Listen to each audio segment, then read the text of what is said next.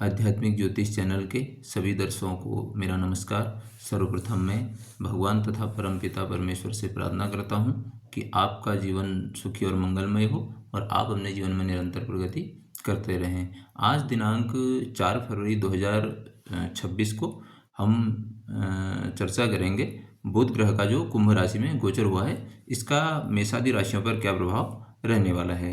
तो वीडियो प्रारंभ करने से पूर्व मैं आप लोगों से निवेदन करना चाहूँगा कि आप मेरे YouTube चैनल आध्यात्मिक ज्योतिष को सब्सक्राइब कीजिए, वीडियो को लाइक कीजिए और शेयर कीजिए।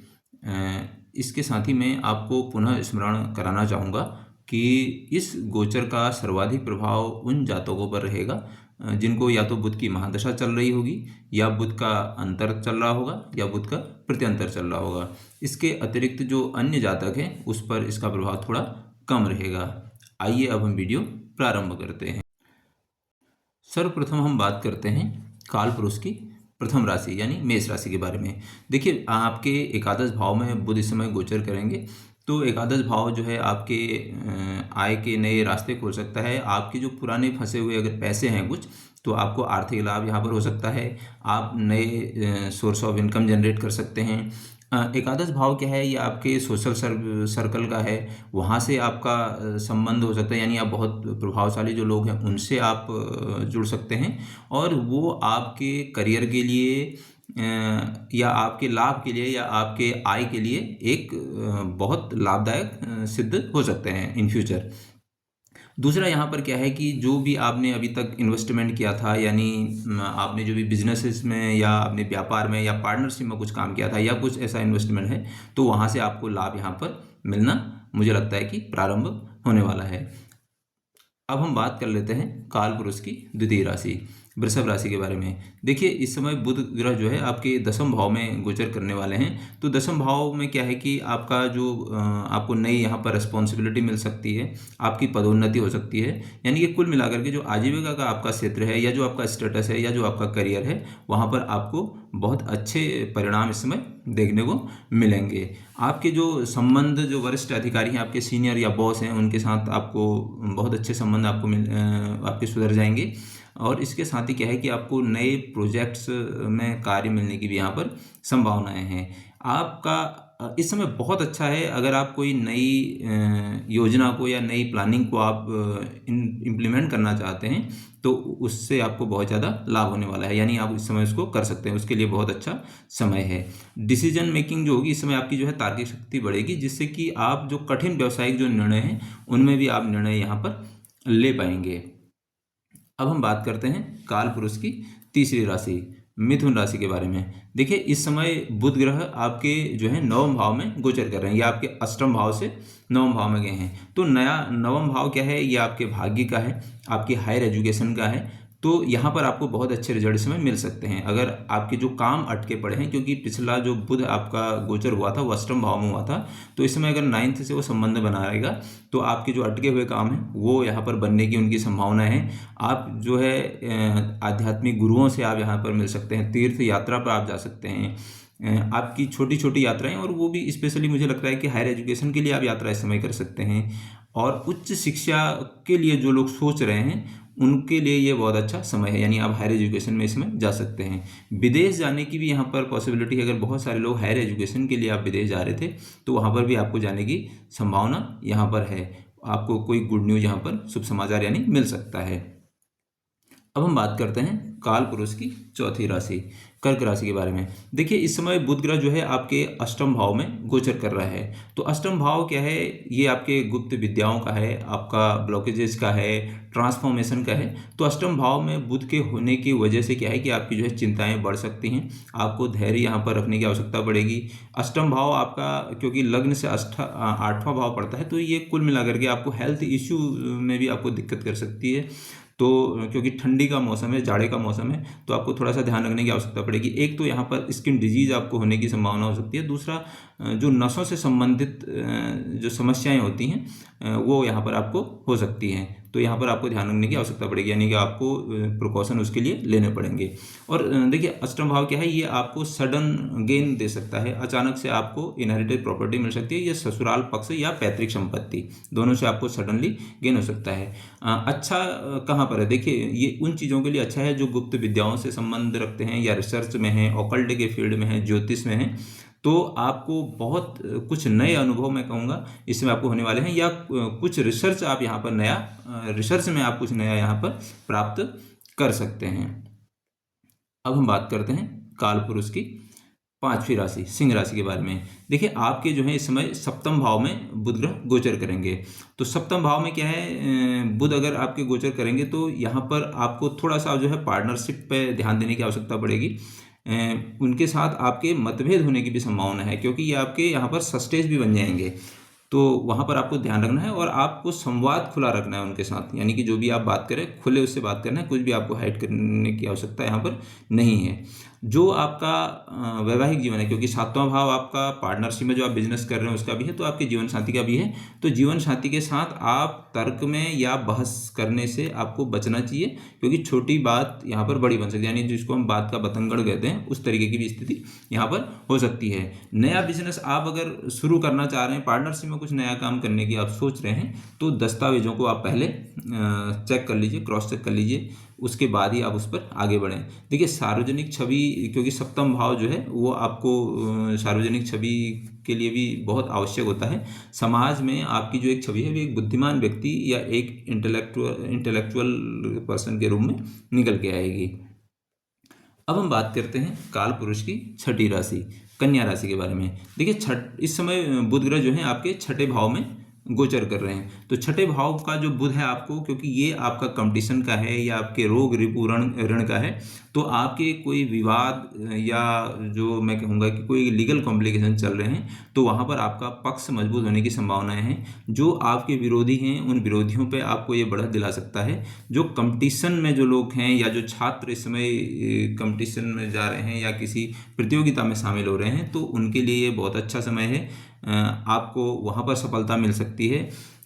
आपके लोन या जो छोटे मोटे आपके जो कर्जे हैं उनसे आपको निजात मिल सकती है।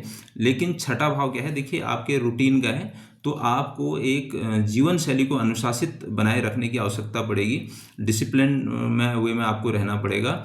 और छठा भाव में अगर आप देखिए ये आपके सर्विस का भी है, तो अगर आप सर्विस ओरिएंटेड रहेंगे तो ये आपको लाभ देगा। दूसरा, छठा भाव में अगर बुध होगा तो आपकी जो बुद्धि ही आपका सबसे बड़ा यहाँ पर शत्रु बन सकता है, तो आपको इस चीज़ को ध्यान रखना है कि बुद्धि का प्रयोग करते हुए आपने आगे बढ़ना है।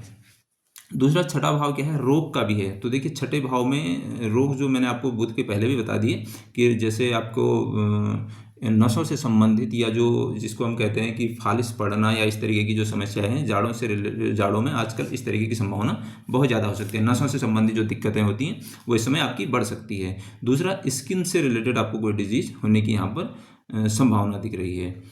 अब हम बात करते हैं काल पुरुष की सातवीं राशि तुला राशि के बारे में। देखिए इस समय आपके जो बुध ग्रह हैं ये पंचम भाव में इस समय गोचर करेंगे।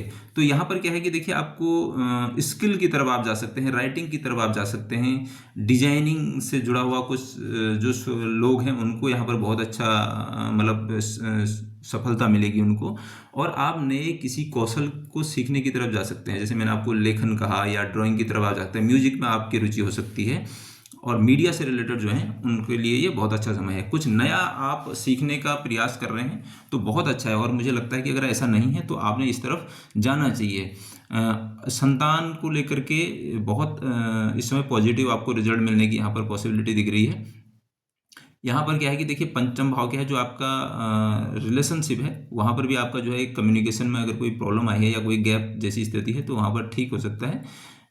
और यहाँ पर देखिए पंचम भाव में क्या है कि स्पेकुलेटिव जो आपके काम होते हैं, जैसे शेयर बाजार या सट्टे के जो काम हैं, वहाँ पर अगर आप सोच समझ करके कुछ इन्वेस्ट करते हैं तो वहाँ से भी आपको लाभ मिलने की यहाँ पर संभावनाएं हैं।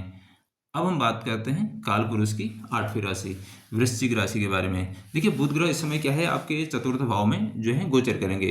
तो चतुर्थ भाव में अगर बुध ग्रह गोचर करते हैं तो ये जो आपकी सुख सुविधाएं हैं, या जो आपका कंफर्ट है, या जो आपके लग्जरी के जो आइटम्स हैं, उन पे आपके खर्चे हो सकते हैं, यानी उसमें आपकी वृद्धि हो सकती है। घर के रेनोवेशन पे आप खर्चा कर सकते हैं, उस पर उसके बारे में आप सोच सकते हैं। प्रॉपर्टी या ज़मीन आप खरीदने की आप सोच सकते हैं। पर यहाँ पर आपने एक चीज़ का और ध्यान रखना है, क्योंकि चतुर्थ भाव में जब बुध गोचर करेगा तो ये काल पुरुष का नैसर्गिक जो है चंद्रमा का घर माना जाता है। तो आप बुद्धिमत्तापूर्ण निर्णय लेकर के यहाँ पर काम करें। कागजी जो कार्रवाई है उस पर आपको सावधानी रखने की आवश्यकता पड़ेगी। चौथा क्या है कि यहाँ पर आपका जो माता जी का जो स्वास्थ्य है उसमें अगर कोई दिक्कत इस तरीके की है तो वहाँ उनके सुधार होने की उनकी संभावना है। उनके साथ संबंध आपके बहुत अच्छे होंगे। और यहाँ पर क्या है कि देखिए कार्यस्थल पर काम का जो दबाव है उसको आप घर तक न लाएं, क्योंकि चौथा घर आपका पीस ऑफ माइंड है। बहुत ज़्यादा मानसिक दबाव वाला जो आपका काम है उससे आपकी क्या होगी कि पीस ऑफ माइंड में गड़बड़ा सकता है, जैसे मैंने आपको पहले भी बताया है। अब हम बात कर लेते हैं काल पुरुष के 9वीं राशि धनु राशि के बारे में। देखिए आपके तीसरे भाव में इस समय बुध गोचर करेंगे। तो तीसरा भाव क्या है, मैं आपको बताऊं कि बुध चूंकि बुद्धिमत्ता का ग्रह है, तीसरा भाव एफर्ट है, तो आप बिल्कुल बुद्धिमत्तापूर्ण पराक्रम का प्रयोग करके आसानी से कठिन कार्यों को काम कर लेंगे। उन पर आपके जो निर्णय आप लेंगे वहाँ पर आपको सफलता मिलेगी। राइटिंग के फील्ड में, कम्युनिकेशन के फील्ड में आपको बहुत अच्छी सफलता मिलेगी। आपका कम्युनिकेशन से आप बहुत सारे काम यहाँ पर सिद्ध कर सकते हैं। अपनी छोटी छोटी जो यात्राएं हैं आपकी, वो आपको बहुत ज़्यादा लाभदायक होंगी, और वो आपके व्यवसाय के संबंध में या व्यापार के सिलसिले में, यहाँ तक कि आपके जो आजीविका का क्षेत्र है उससे भी रिलेटेड हो सकते हैं। कम्युनिकेशन स्किल के कारण आपको मार्केटिंग या जो सेल्स में अगर आप काम कर रहे हैं तो वहाँ से भी आपको फायदा होने की संभावना है। यहाँ पर आपने क्या करना है कि आप एक चीज़ और हो सकता है कि भाई बहनों के साथ आपने संबंध बेहतर होंगे आपके, और अगर नहीं है तो इस समय बेहतर होने की संभावना पूरी पूरी है। उनके साथ मिल करके आप कोई नया काम भी यहाँ पर शुरू कर सकते हैं। अब हम बात करते हैं काल पुरुष की 10वीं राशि। देखिए मकर राशि के बारे में। आपके बुध ग्रह जो है द्वितीय भाव में इसमें गोचर करेंगे। द्वितीय भाव क्या है, वाणी का है, और नैसर्गिक रूप से ये शुक्र का घर माना जाता है। तो आपकी जो एक्यूमुलेटेड वेल्थ है या जो आपकी बचत है ये वाणी के थ्रू हो सकती है। अगर आपका काम कुछ ऐसा है जिसमें आप अपनी वाणी के थ्रू पैसा कमाते हैं तो वहाँ से आपको लाभ होने की संभावना है। आपकी वाणी इस समय आप ये समझ लीजिए कि वो पूरा धन के रूप में काम करेगी, यानी बहुत सारे कार्य आपके वाणी से हो जाएंगे। जो आपके बिगड़े हुए काम हैं या जो बहुत समय से आपके काम नहीं हो पा रहे हैं। दूसरा ये है कि आपकी कोई, क्योंकि बुध जो है एक प्लानिंग का प्लेनेट भी है, तो कोई परिवार से रिलेटेड कोई आपके यहाँ पर मांगलिक कार्य की या कोई ऐसा प्लानिंग भी यहाँ पर बन सकती है। दूसरा भाव चूँकि फूड हैबिट का भी है, आपका खान पान का भी है, तो गले से संबंधित या इस तरीके की कोई समस्या आपको हो सकती है। तो आपने यहाँ पर क्या किया, अपने हाइजीन का ध्यान रखना है। और एक चीज़ और, जब आप पैसे को एक्यूमुलेट करने में या इन्वेस्ट करने की तरफ जाएंगे तो थोड़ा सा आपको ध्यान रखने की आवश्यकता पड़ेगी, क्योंकि दूसरे घर से बुध सीधा अष्टम भाव से संबंध बनाएगा, तो जो आपको यहाँ पर दिक्कत कर सकते हैं। यानी कि आपका सडनली पता चला आपने पैसा कमाया और वो अचानक से चला गया।